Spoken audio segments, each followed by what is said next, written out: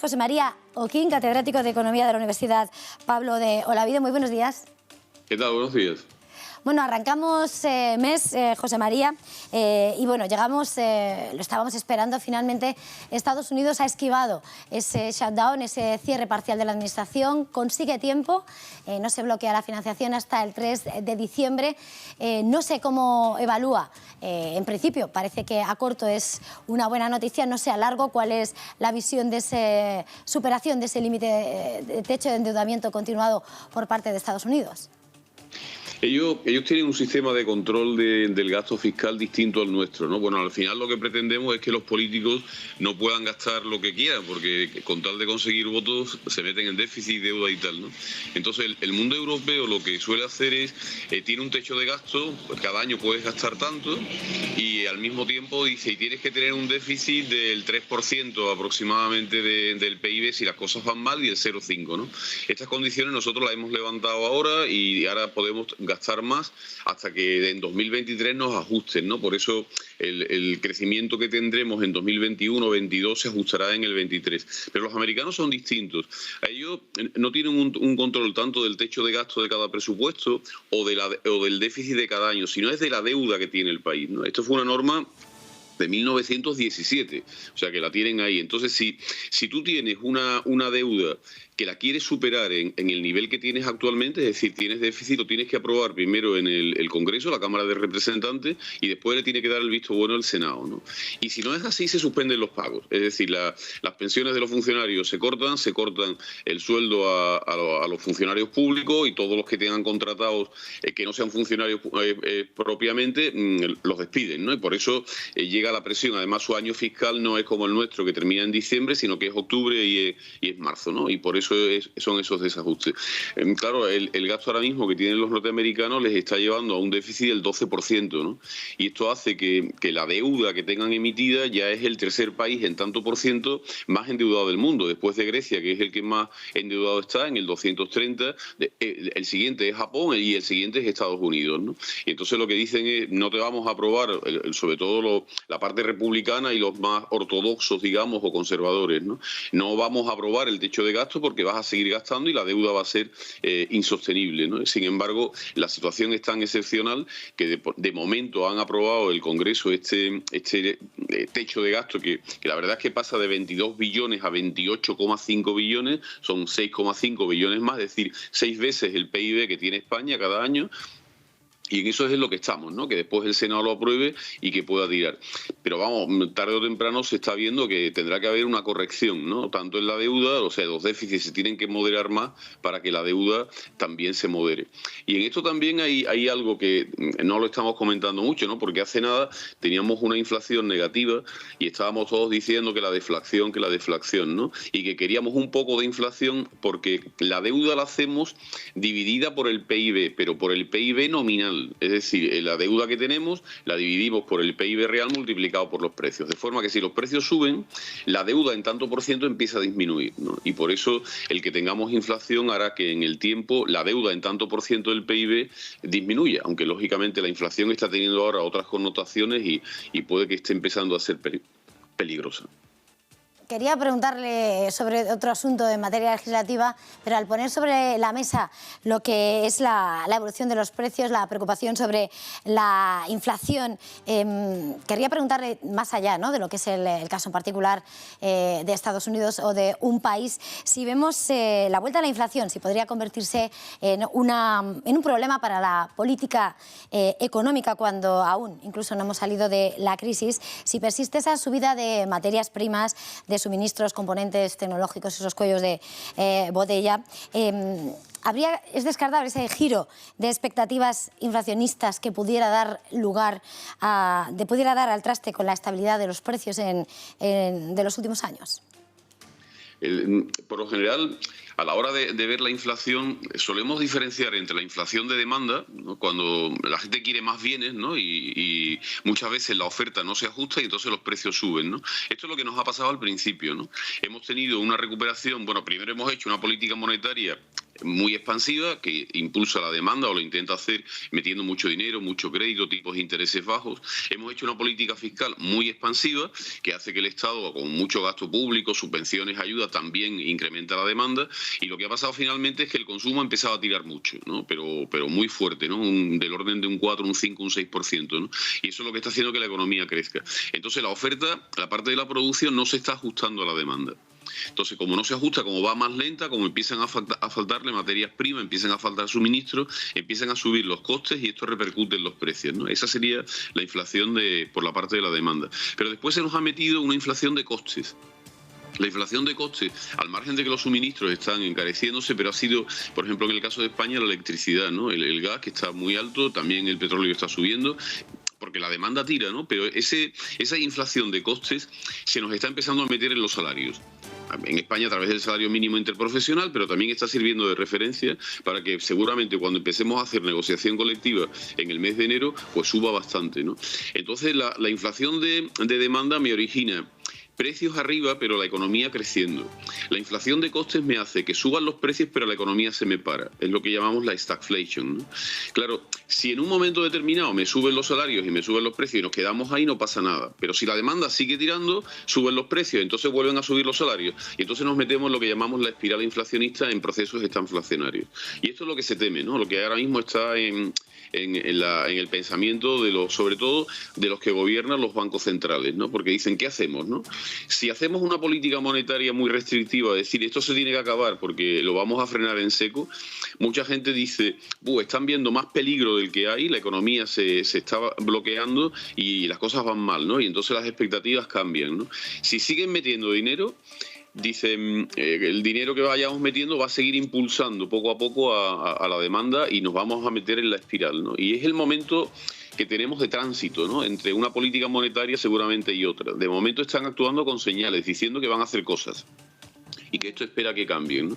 Yo creo que la clave está en que moderemos los salarios, en que podamos parar este impulso de la inflación de demanda y no la convirtamos en una inflación de costes. Porque si la convertimos en una inflación de costes y entramos en la espiral, todos estamos seguros de que vamos a hacer una política monetaria muy restrictiva. Es decir, los tipos de interés van a subir en Estados Unidos en muy poco tiempo al 1 o al 2%, que es lo que quieren hacer en 3-4 años, pero lo van a hacer mucho más rápido y van a cortar el crédito. Y entonces la economía, el impulso que está cogiendo detrás de la pandemia, lógicamente se va a frenar. Es decir, vamos a tener que hacer un ajuste antes de 2023, que yo creía que el ajuste iba a ser por lo fiscal, porque nos hemos ido de madre con el déficit y la deuda. Es decir, el ajuste en lo fiscal lo tenemos que hacer, pero si además tenemos que hacer un ajuste en lo monetario, entonces podemos provocar un bloqueo, ¿no? Entonces deberíamos de ser ahora, tener una visión más de largo plazo, saber que los salarios los debemos de subir prudentemente, seguramente también las pensiones, el sueldo de los funcionarios, hacer las cosas con tranquilidad y no pensar que si tenemos ahora un 4% de inflación, los salarios van a subir un 4%, las pensiones un 4%, el salario mínimo un 4% y el sueldo de los funcionarios, porque es que entonces vamos a tener una inflación el año que viene del 5 o del 6 y entonces ya nos hemos metido en la espiral esta de la que hablaba.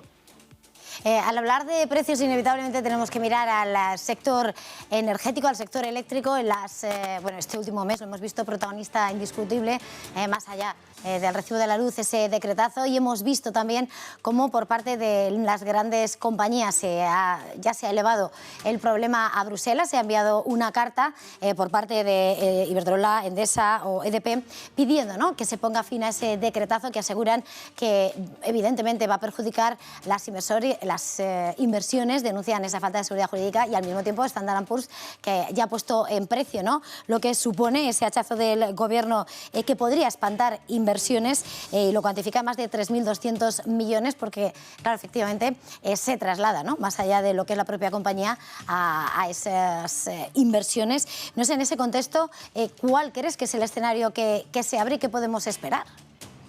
Es muy complicado porque el sector eléctrico, es un sector que está enormemente regulado, ¿no? Y seguramente está justificado que se regule porque es un sector estratégico como tal y al mismo tiempo es un bien de primera necesidad, ¿no? Entonces que los precios no sean muy altos es el objetivo de la regulación. El problema es que hemos hecho una regulación que cuando el gas ha subido lo ha disparado todo, ¿no? Entonces ahora mismo estamos en una situación muy compleja de que prácticamente casi no sabemos qué hacer, ¿no? Porque el criterio de que lo marginal sea lo que marque el precio de todas las energías se está viendo que es incorrecto, ¿no? Y entonces esto es lo que desde el punto de vista del gobierno se quiere cambiar. Pero claro, las medidas que toma el gobierno hacen que de pronto le desaparezcan toda una serie de beneficios que tienen las eléctricas y inversiones que estaban previstas para pensar que el megavatio iba a seguir a precios altos, pues ahora no le salen las cuentas. Una inversión, a fin de cuentas, es un cálculo entre flujos de caja y lo actualizas al tipo de interés que estimes conveniente más la prima de riesgo del sector, ¿no? Entonces, claro, el flujo de caja dice, yo pienso que el megavatio va a estar caro y así me sale esta inversión. Pero si de pronto empezamos a tomar medidas o vía impuestos o vía precio del megavatio, las inversiones no me pueden salir, ¿no? Claro, por otro lado, el consumidor o los que estamos en esto de la transformación y la transición energética, decimos, nos quieren llegar siempre al coche híbrido o al eléctrico y ya resulta que la electricidad va a ser más cara que la gasolina, ¿no? Entonces esto también plantea una serie de escenarios contradictorios, ¿no? La línea que deberíamos de seguir de pronto se rompe, ¿no? Yo creo que el trasfondo de la cuestión es que el coste de la electricidad es la que debemos de pagar. Y es el coste de producir con todas las energías, no solamente con una, que le dé precio a las demás. Porque entonces aparecen eso que llamamos los beneficios caídos del cielo, y cuando lo queremos regular y lo queremos quitar de en medio y tal, pues lo que montamos es un sector regulado absolutamente imposible casi de entender y de dirigir en la dirección correcta, ¿no? Y después está pasando otra cosa, o sea, el gobierno dice, bajo los impuestos de la luz para de esta manera que baje el coste, pero lo que hace es quitarle el beneficio a las eléctricas para compensar su bajada de los impuestos.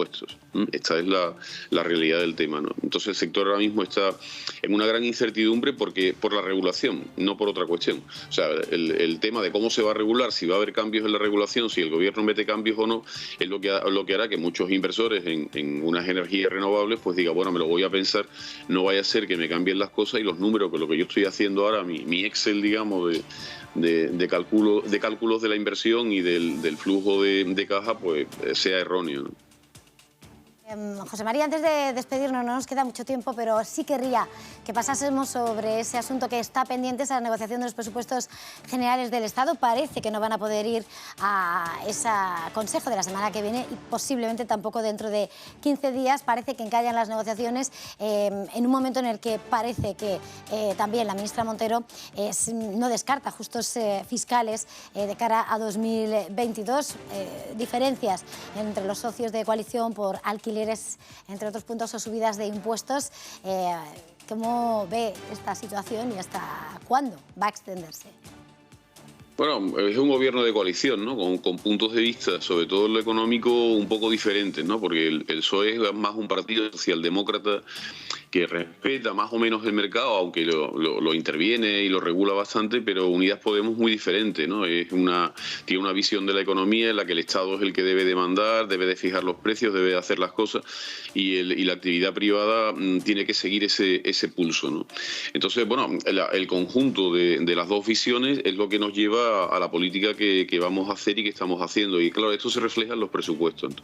Entonces quieren aprobar una serie de medidas, tienen ahí unos principios que ellos quieren poner encima de la mesa, y si no se aprueban, los presupuestos no van a salir adelante. Yo creo que esto es parte del juego político, es decir, que ellos tienen ante sus votantes que decir que quieren la ley del control de los precios de las viviendas y toda una serie de medidas que quieren plantear. El gobierno cederá en unas, no cederá en otras, pero al final los presupuestos saldrán con los votos también de los catalanes, no sé si de Junts, pero sí de Esquerra Republicana y de otros muchos partidos, porque la situación que mantienen ahora mismo los partidos pequeños, yo creo que no la van a volver a tener, ¿no? El gobierno es débil, ¿no? En cuanto a los votos que tiene, ¿no? Entonces, entre Podemos y los partidos pequeños son los que le sacan adelante los proyectos de ley, le sacan adelante los presupuestos, y por tanto tienen que alargar esta situación todo lo que puedan. Yo creo que es parte del escenario. Después también la ministra, que normalmente le gusta cuadrar las cuentas, por lo menos cuando estaba aquí en Andalucía siempre lo hacía, ¿no? el escenario que estamos manteniendo de inflación y de PIB casi se nos está rompiendo, ¿no? Entonces el cuadro macroeconómico que habíamos planteado es un cuadro que seguramente ahora mismo está puesto en duda, ¿no? Tenemos más precios y el PIB no va a crecer tanto, ¿no? Con lo cual no voy a recaudar tanto, voy a tener que subir más las pensiones, voy a tener que subir el sueldo de los funcionarios y las cuentas se le pueden desajustar, ¿no? Y ese también es otro tema que está ahí de trasfondo, ¿no?